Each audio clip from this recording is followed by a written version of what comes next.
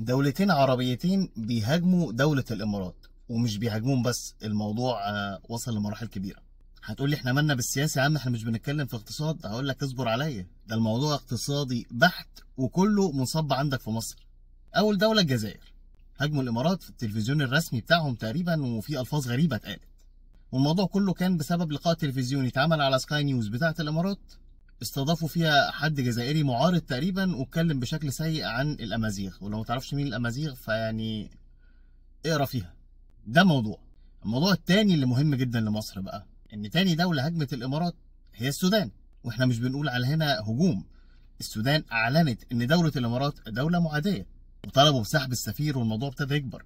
لو اتكلمنا بقى بشكل عملي براجماتي صرف، بدون بقى نظر لاسلام ولا عروبه ولا اي حاجه، وانا اصلا ضد هذا التفكير، ولكن علشان بس اقرب لكم الصوره، مصر النهارده السودان بالنسبه لها امتداد طبيعي جدا لقاره افريقيا. والعلاقات بيننا وبين السودان علاقات اخوه ومصاهره وعمره مع بعض. وفي نفس الوقت السودان تعتبر بالنسبه لنا ظهرنا في الوقوف قدام اثيوبيا في موضوع الميه، لان مصالحنا احنا الاثنين في حته واحده، لان احنا الاثنين دول مصب. وده غير العلاقات اللي بيننا وبين السودان اقتصاديا، ودي رايحه جايه طول الوقت. اظن اشهر نوع لحوم موجود في مصر اسمه اللحمه السوداني.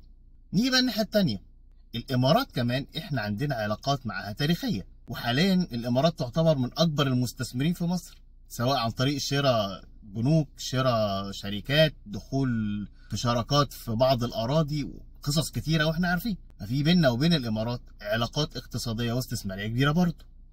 يجي بقى هنا السؤال، انا كمصر لازم الاقي حل ان انا احل المشكله اللي ما بين السودان والامارات مبدئيا، علشان انا دوله كبيره ولازم ان انا اكون وسيط بين الاخوه اللي لما يحصل بينهم مشكله ان انا احلها، ده كده كده يعني. ولو شايف النقطه دي مش مهمه، ففي نقطه تانية اللي هي قلنا عليها مصلحتك الخاصه تماما. النهارده انا لو اتحطيت في موقف ان الاتنين بيعادوا بعض، ووصلنا لمرحلة لازم اقطع علاقة مع حد من الاتنين عشان اكمل مع التاني، هيحصل مشكلة كبيرة.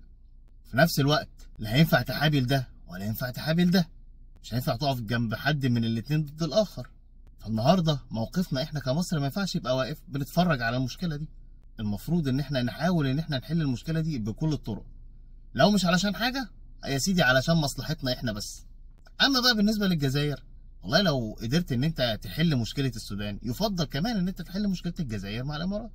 ويا جماعه مصر لما نيجي نقول اللي هي الاخت الكبرى، وان احنا من اكبر الدول اللي موجوده في المنطقه، وان جامعه الدول العربيه عندنا، وان احنا لينا ثقل سياسي واقتصادي والكلام ده كله، ده معناه ان احنا لازم نبقى احنا محور حلول المشاكل اللي بتحصل دي.